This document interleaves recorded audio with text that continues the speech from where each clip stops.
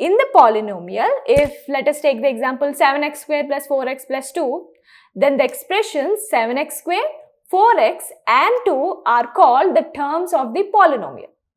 And an algebraic expression of the form p of x is equal to, so p of x equal to a n x power n plus a n minus 1 into x power n minus 1 plus a n minus 2 into x power n minus 2, so on, plus a1 x1 plus a naught x naught, which is called as polynomial of degree n.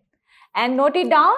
So first is a n is not equal to 0 here, and a naught comma a1 and a2 so on are, yes, constants, and powers of x are whole numbers here.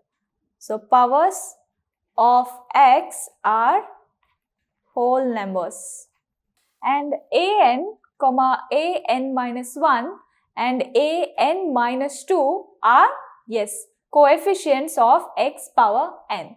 So coefficients of x power n, and x power n minus 1, so on x naught respectively, and a n x power n and a n minus 1 into x power n minus 1, comma a n minus 2 into x power n minus 2, so on are terms of the polynomial. Here the term a n x power n is called the leading term and its coefficient a n. So expressions like, we can take few examples. We can take 3x square plus 1 by x.